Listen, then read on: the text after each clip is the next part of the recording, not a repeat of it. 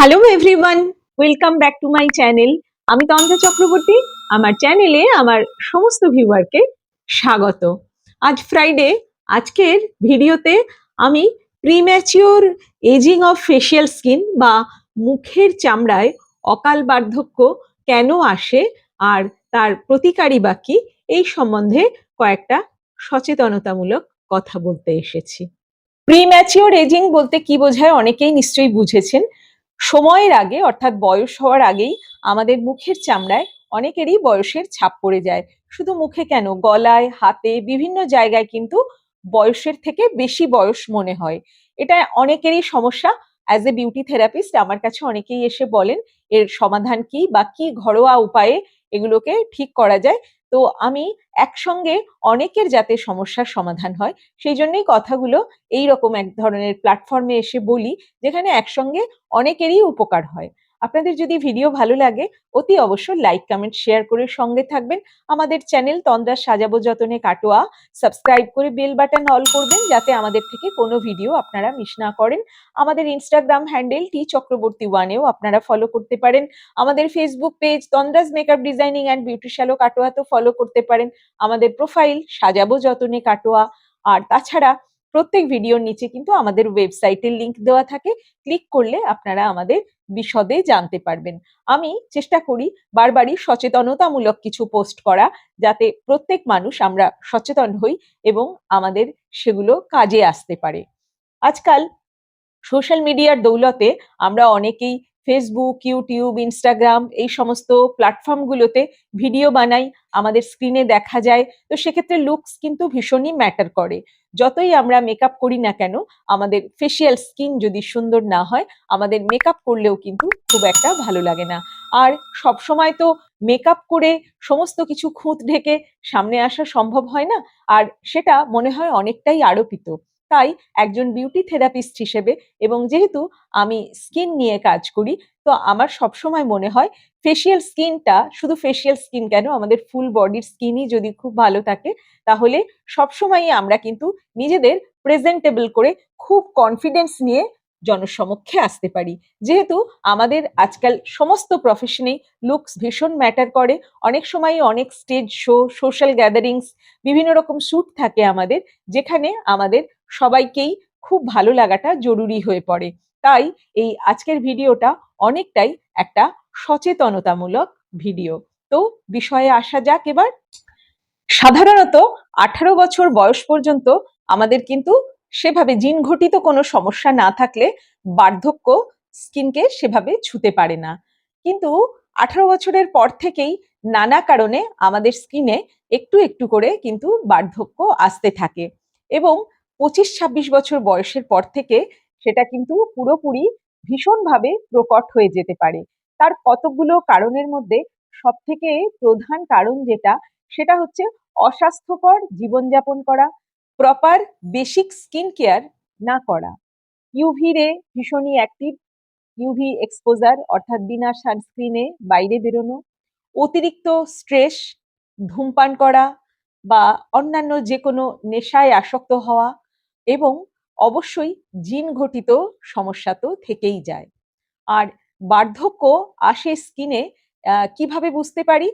প্রচুর বলিরেখা দেখা যায়, স্কিনে কোনো জেল্লা থাকে না, ভীষণই ড্রাই থাকে এবং অনেক সময় নানান রকম দাগ ছোপে কিন্তু মুখের স্কিন ভর্তি থাকে।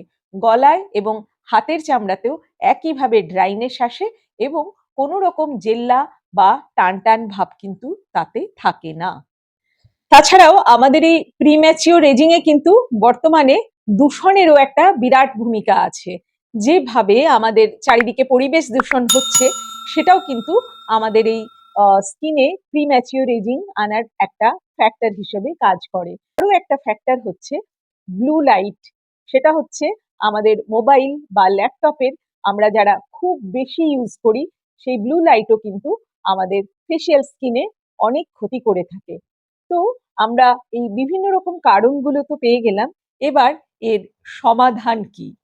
জিন ঘটিত কোনো সমস্যা থাকলে বা কোনো রোগ থেকে যদি এটা হয়ে থাকে, অতি অবশ্যই বলবো আপনারা রিলেটেড ফিজিশিয়ানকে, ডাক্তারবাবুদের সঙ্গে পরামর্শ করে তারা যেমন ভাবে বলছেন সেইভাবে লাইফস্টাইল মেনটেন করুন, বা মেডিকেশন বললে ওষুধপত্র খান, বা যেরকম তারা বলবেন সেইভাবে চলুন। আর যাদের সাধারণভাবে আসছে, জিন ঘটিত কোনো কারণ না বা কোনো ডিজিজ নয়, এমনি যাদের আসছে, বিউটি থেরাপিস্ট হিসেবে ফার্স্টেই বলবো বেসিক স্কিন কেয়ার রুটিন কিন্তু ফলো করতে শুরু করে দিন খুব আর্লি এজ থেকে। 18+ থেকেই শুরু করে দিন। আর তার উপরে যারা আছেন তারা তো করবেনই। সেটা হচ্ছে খুব ভালো করে স্কিনকে পরিষ্কার করা, ময়েশ্চারাইজেশন, এবং অতি অবশ্য দিনের বেলা সানস্ক্রিন ইউজ করা, এবং রাত্রে মুখ খুব ভালো করে পরিষ্কার করে একইভাবে টোনিং করে ময়েশ্চারাইজেশন, অ্যান্টি এজিং নানান রকম সেরাম আজকাল পাওয়া যায়, সেই সেরামগুলো ইউজ করে রাত্রে কিন্তু আমাদের পুরো স্কিনে নানান রকম ফাংশন চলে, আমাদের পুরো বডিতেই আমরা ঘুমোলেও নানান রকম কিন্তু অ্যাক্টিভিটিস চলে। এগুলো স্কিন কেয়ার রুটিন মেনটেন করলে সেগুলো কিন্তু অনেক ভালো থাকবে। অ্যান্টিঅক্সিডেন্ট সমৃদ্ধ খাবার খান, গাট হেলথ যাতে ভালো থাকে, জাঙ্ক ফুড বা খুব বেশি মশলাদার খাবার, বাইরের খাবার, এগুলো অ্যাভয়েড করুন। প্রচুর পরিমাণে জল খান, এবং তাজা ফল খাওয়ার অভ্যেস করুন। ফ্রুট জুসের থেকে আমার মনে হয় পাল্প বা যেগুলো ফাইবার আছে, পুরো ফ্রুট খাওয়া আরো বেশি ভালো, যেটা বুঝি এতে গাট হেলথও ভালো হয়। বাইরে বেরোলে সানস্ক্রিন তো ইউজ করবেনই, এবং পুরো বডির সানস্ক্রিনও কিন্তু আজকাল পাওয়া যায়। ফেসে যেমন লাগাবেন বডিতেও সেরকম লাগাবেন। যদি ব্লু লাইট বা ওই যে ল্যাপটপ বা মোবাইল একটু স্ক্রিন টাইমটা রেস্ট্রিক্টেড করেন, একটা নির্দিষ্ট টাইম বেঁধে নেন, তো মনে হয় আরো ভালো হয় বিষয়টা। তা সেক্ষেত্রে আপনারা ব্লু লাইট থেকেও স্ক্রিনকে বাঁচাতে পারবেন। আর সর্বোপরি যেটা বলবো, নিজেকে খুশি রাখুন। আর এটা কিন্তু কয়েকদিনের জন্য নয়, এই অভ্যেসগুলো সারা জীবনের জন্য করুন। আমি বিভিন্ন ডার্মাটোলজিস্টদের কাছে যখন ক্লাস করি, প্রত্যেক ডাক্তারবাবুরাই বলেন ত্বকের সমস্যা কিন্তু চিরকালীন, তাই ত্বককে খুব ভালো করে যত্ন নিলে ত্বক হাসবে। যেগুলো বললাম এগুলো ফলো করে দেখুন। সামগ্রিকভাবে একটা সুস্থ ত্বক কিন্তু সৌন্দর্যের আধার। একদম ঝকঝকে তকতকে ত্বক এবং হাসি খুশি চেহারা আপনাকে যে কোনো মেকআপ ছাড়াই কিন্তু ভালো রাখবে। আর যারা খুব মেকআপ করেন তারা কিন্তু মেকআপ রিমুভ করে স্কিন কেয়ার রুটিন ফলো না করে শুতে যাবেন না। তো সমস্ত কিছুই বললাম যতটা আমার এখতিয়ারের মধ্যে পড়ে। আপনাদের কেমন লাগলো জানাতে ভুলবেন না। সবাই ভালো থাকবেন, সুস্থ থাকবেন, এবং খুব শিগগিরই আবার অন্য কোনো ভিডিও নিয়ে দেখা হবে। ততক্ষণের জন্য চলি, টাটা।